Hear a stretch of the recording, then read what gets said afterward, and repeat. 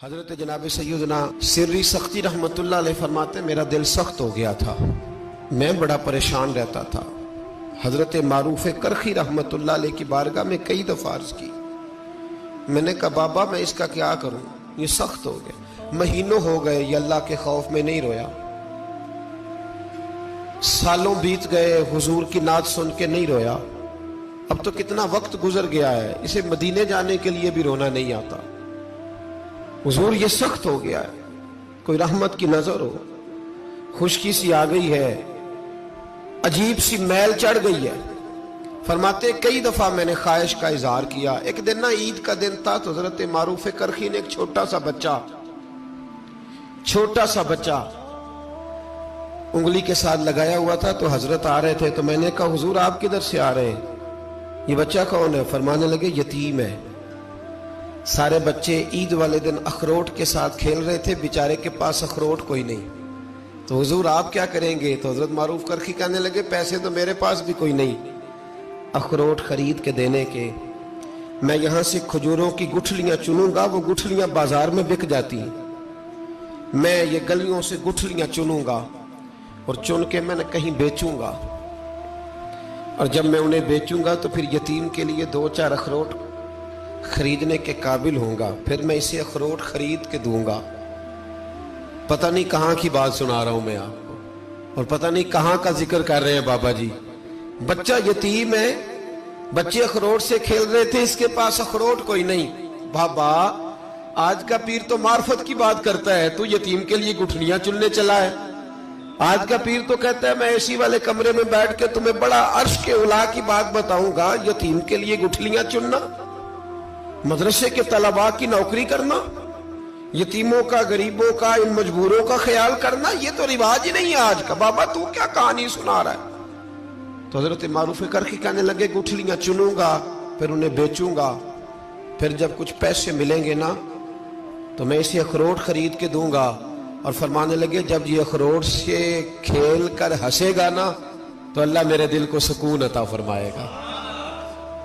میں گٹھلیاں چننے جا رہا ہوں، میں مزدوری کرنے، تیری تلاش میں پھرا میں جنگل، پہاڑ اور دشت میں۔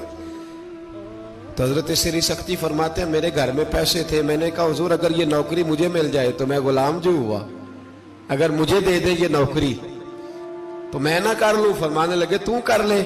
فرماتے میں اس یتیم کو پہلے گھر لے گیا، وہاں سے میں نے پیسے لیے، پھر بازار لے گیا، کپڑے خریدے، اس کے لیے ٹوپی خریدی، پھر میں نے اسے 2 کھجوریں کھلائیں، پھر اخروٹ خرید کے دیے۔ حضرت سیدنا معروف کرخی کہتے ہیں اس کو میں نے چیزیں دے کے نا، وہ بچہ تھا، بچے ہی ہوتے ہیں،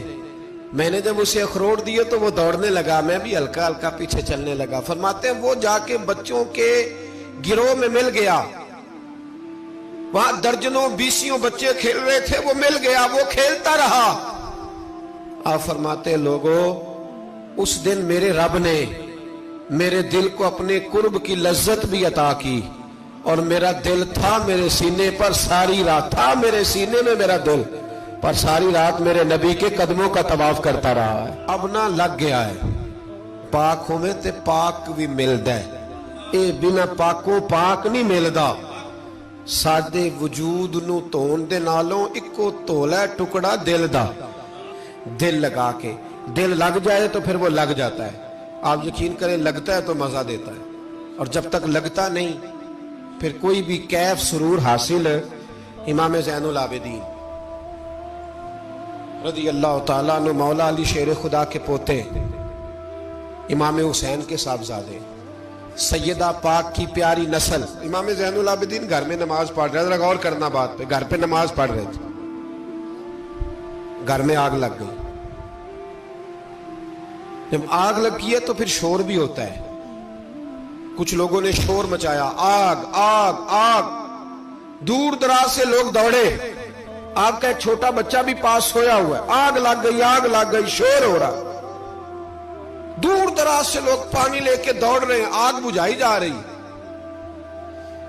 امام صاحب نماز پڑھ رہے ہیں۔ حکم ہے کہ ایسی ایمرجنسی دیکھو تو نماز توڑ دو، پر اس کے لیے جو دیکھے ہی نہ، جسے سوجے ہی نہ ہو کیا رہا۔ امام زین العابدین پڑھتے رہے، نماز مکمل ہوئی تو آپ کی زوجہ کہنے لگی اللہ آپ پہ رحم کرے، گھر میں آگ لگ گئی تھی، سارا محلہ، سارا گاؤں، سارا شہر ٹوٹ پڑا، بچہ سویا ہوا تھا، آپ نے توجہ ہی نہیں کی۔ تو آپ فرمانے لگے ہلکی سی بن بناہٹ ہوئی تھی میرے کانوں میں، پر میں اللہ کی نماز پڑھ رہا تھا، پر میں اپنے رب کی، میں اس کی نماز پڑھ رہا تھا، تیرے عشق کی انتہا چاہتا، تیرے عشق کی انتہا چاہتا، تیرے عشق کی انتہا چاہتا، میری سادگی دیکھ کیا چاہتا ہوں، ذرا سا تو دل ہے مگر شوخ اتنا، وہی لن ترانی سنا چاہتا ہوں، مجھے کیا خبر ادھر کیا ہو رہا، ادھر میں تو اس کے ساتھ میرا تعلق تھا، میں تو اللہ کی بارگاہ میں حاضر تھا، مجھے کیا پتا۔ بی بی کہنے لگی آگ لگ گئی تھی، تو فرمانے لگے بھلی مانس چپ کر، تم دنیا کی آگ بجھا رہے تھے، میں جہنم کی آگ بجھا رہا تھا، تم لوگ اپنے شور میں تھے تو میں اپنے ذائقے میں۔ الذین ہم فی صلاتہم خاشعون، فرمایا یہ لوگ اپنی نمازوں میں عاجزی کر، دل لگا کے کرتے ہیں جو کرتے ہیں۔ وہ بڑی خوبصورت مثال ہے، حضرت رومی نے لکھی ہے، بڑی مشہور بھی ہے۔ ایک نمازی نماز پڑھ رہا تھا، میری طرح کا نمازی، مجنو اس کے آگے سے گزر گیا، لیلا کے گھر جا رہا، تو نمازی اتحیات پہ تھا، اتنی دیر میں اس نے بھی نماز مکمل کر لی، تو پیچھے سے جا کے مجنو کا گریبان تھاما، کہنے لگا شرم نہیں آتی تجھے، مسئلے کا نہیں پتا، نمازی کے آگے سے نہیں گزرنا چاہیے؟ تو کہنے لگا یار معاف کر دو، مجنو کہنے لگا معاف کر دو، غلطی ہو گئی،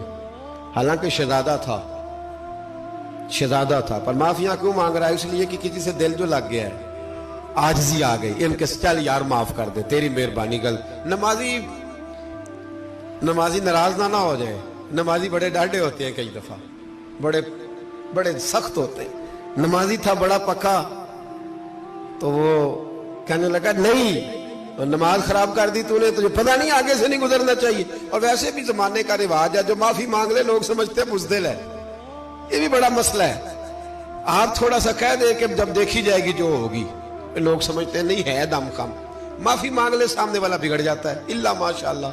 لیکن اس کا مطلب یہ نہیں کہ ہم معذرت کرنی چھوڑ دیں، وہ اگر بری عادت پہ ہے تو ہم نے اپنی اچھی عادت کو قائم رکھنا ہے، تو کہا جناب معاف کر دے، تو نمازی کہنے لگا نہیں تجھے عقل نہیں ہے، نمازی کے آگے سے نہیں گزرنا چاہیے، پھر مجنون نے بڑی بات کر دی،